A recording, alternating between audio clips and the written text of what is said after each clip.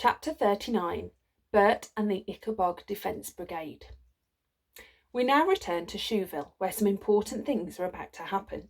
I'm sure you remember the day of Major Beamish's funeral, when little Bert returned home, smashed apart his Ickabog toy with the poker, and vowed that when he grew up he would hunt down the Ickabog and take revenge upon the monster that killed his father.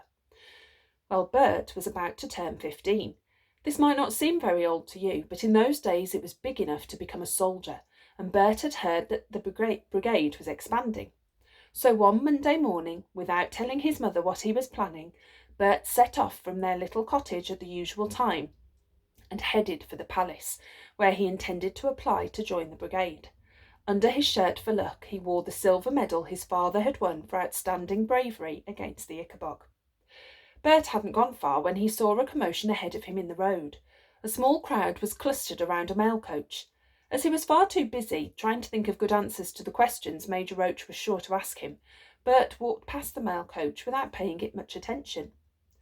What Bert didn't realise was that the arrival of the mail coach was going to have some very important consequences, which would send him on a dangerous adventure.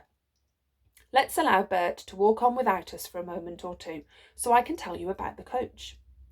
Ever since Lady Islander had informed King Fred that Cornucopia was unhappy about the Ickabog tax, Spittleworth and Flapoon had taken steps to make sure he had never heard news from outside the capital again.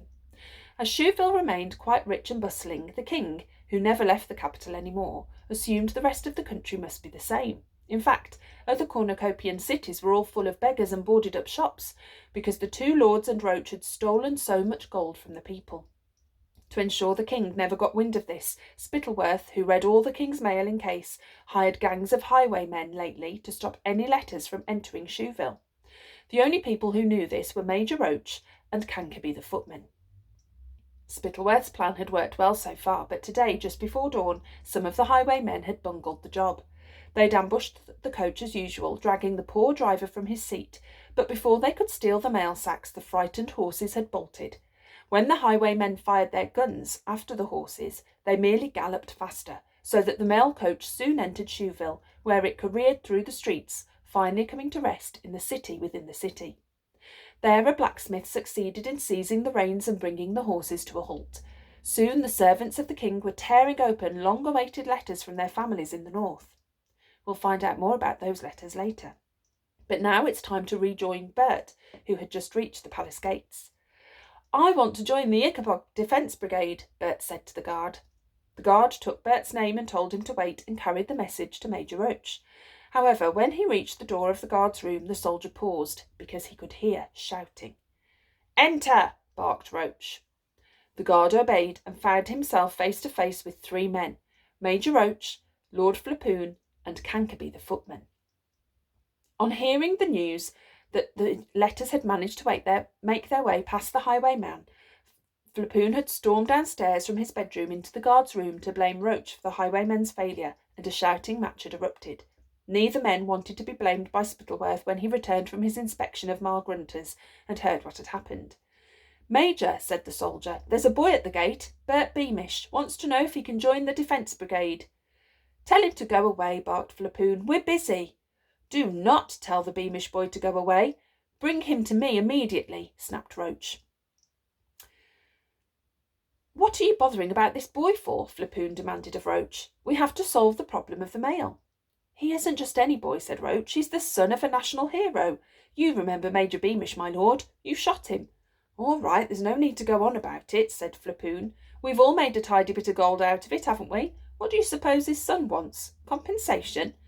But before Major Roach could answer, in walked Bert, looking nervous and eager. "Good morning, Beamish," said Major Roach, who'd known Bert a long time because of his friendship with Roderick. "What can I do for you?" "Oh, please, I want to join the Ickabog Defence Brigade. I heard you needed more men." "Oh, and what makes you want to do that?" "I want to kill the monster that killed my father," said Bert. There was a short silence, in which Major Roach wished he was as good as Lord Spittleworth at thinking up lies and excuses. He glanced towards Flapoon for help, but none came, although Roach could tell that Flapoon too had spotted the danger. The last thing the Ickabog Defence League needed was somebody who actually wanted to find the Ickabog. "Well, there are tests," said Roach. "We don't just let anybody in. Can you ride?" Oh, yes, sir, I taught myself. Can you use a sword? I'm sure I could pick it up fast enough. Can you shoot? Yes, sir, I can hit a bottle from the end of the paddock. Yes, but the problem, well, you might be too, foolish, said Flapoon cruelly. He really wanted this boy gone, so that he and Roach could think up a solution to the problem of the mail coach. What? Bert's face flooded with colour. Your schoolmistress told me, lied Flapoon. She says you're a bit of a dunce. Nothing that should hold you back in any other line of work other than soldiering, but dangerous. It's dangerous to have a dunce on the battlefield. My marks are all right, said poor Bert. Miss Monk never told me she thinks I'm... Of course she hasn't told you, said Flapoon. Only a fool would think a nice woman like that would tell a fool he's a fool. Learn to make pastries like your mother, boy, and forget about the Ickabog. That's my advice. Bert was horribly afraid. His eyes had filled with tears. Scowling in his effort to keep from crying, he said, I'd welcome the chance to prove I'm not a fool. Roach wouldn't have put matters as rudely as Flapoon, but after all the important thing was to stop the boy joining the brigade, and so Roach said, Sorry, Beamish, but I don't think you're cut out for soldiering. Thank you for your time, Major, said Bert. I'm sorry to have troubled you. And with a low bow, he left the guard's room. Once outside, Bert broke into a run. He felt very small and humiliated. The last thing he wanted to do was return to school, not after hearing what his teacher really thought of him. So assuming that his mother would have left for work in the palace kitchens, he ran all the way home, barely noticing the knots of people now standing on street corners talking about the letters in their hands. When Bert entered the house, he found Mrs. Beamish still standing in the kitchen, staring at a letter of her own. Bert, she said, what are you doing home? Toothache, he invented on the spot. You poor thing. Bert, we've had a letter from Cousin Harold, said Mrs. Beamish. He says he's worried he's going to lose his tavern, that marvellous inn built up from nothing. He's written to ask whether I might be able to get him a job working for the king. I don't understand what can have happened. Harold says he and the family are going hungry. It'll be the Ickabog, won't it, said Bert. Jeroboam's the city nearest the marshlands. People have probably stopped visiting taverns at night in case they meet the monster on the way. Yes, maybe that's it. Oh, goodness me, I'm late for work. Setting Cousin Harold's letter down on the table, she said, Put some oil of cloves on that tooth, love, and giving her son a quick kiss, she hurried out the door. Once his mother had gone, Bert went and flung himself face down on his bed and sobbed with rage and disappointment. Meanwhile, anxiety and anger were spreading through the streets of the capital. Shoeville had at last found out that their relatives in the north were so poor they were starving and homeless. When Lord Spittleworth returned to the city that night, he found serious trouble brewing. When he heard that a mail coach had reached the heart of Shoeville, Spittleworth seized a heavy wooden chair and threw it at Major Roach's head. Roach, who was far stronger than Spittleworth, batted the chair aside easily enough, but his hand flew to the hilt of his sword, and for a few seconds the two men stood with teeth bared in the gloom of the guard's room, while Flapoon and the spies watched on open-mouthed. You will send a party of dark-footers to the outskirts of Shoeville tonight, Spittleworth ordered. You'll fake a raid. We must terrify these people. They must understand that the tax is necessary, that any hardship their relatives are suffering is the fault of the Ickabog, not mine or the king's. Go and undo the harm you've done. And you, said Spittleworth to his spies, will report to me tomorrow whether Major Roach has done his work well enough. If the city is still whispering about starvation and penniless relations, well, we'll have to see how Major Roach likes the dungeons. And so a group of Major Roach's dark-footers waited until the capital slept, and set out for the first time to make Shoeville believe that the Ickabog had come calling. They selected a cottage on the very edge of town that stood a little apart from its neighbours. The men who were most skilful at breaking into houses entered the cottage, and unfortunately a little old lady who lived there was harmed.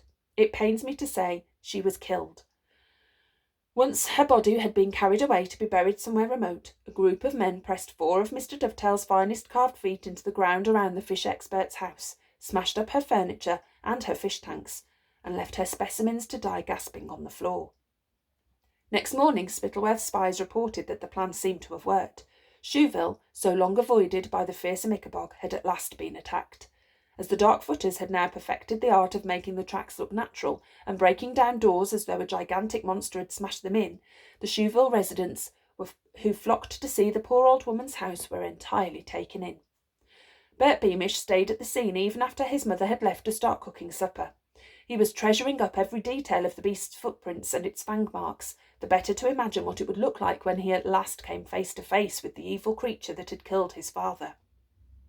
When Bert was sure he had every detail memorised, he walked home, burning with fury, and shut himself up in his bedroom, where he took down his father's medal for outstanding bravery and the tiny medal the king had given him after he had fought Daisy Dovetail. The smaller medal made Bert feel sad these days. He'd never had a friend as good as Daisy, since she had left for Pluritania, but at least he thought she and her father were beyond the reach of the evil Ickabog. Angry tears started in Bert's eyes. He'd so wanted to join the Defence Brigade. He knew he'd be a good soldier and wouldn't care if he died in the fight. Of course it would be upsetting for his mother, but on the other hand, Bert could be a hero like his father. Lost in thoughts of revenge and glory, Bert made to replace the 2 medals on the mantelpiece when the smaller of them slipped through his fingers and rolled away under the bed. As Bert lay down and reached for it, he wriggled further under the bed and found, in the dustiest corner, something that had seemed to be there for a very long time. Bert pulled both the medal and sharp thing out from the corner and sat up to examine the unknown object. He saw a tiny, perfectly carved Ickabog foot, the last remaining piece of the toy carved so long ago by Mr. Dovetail. Bert thought he had burned up every last bit of that toy, but this foot must have flown under the bed when he'd smashed up the rest of the Ickabog with the poker. He was on the point of tossing the foot onto the bedroom fire when Bert suddenly changed his mind and began to examine it more closely.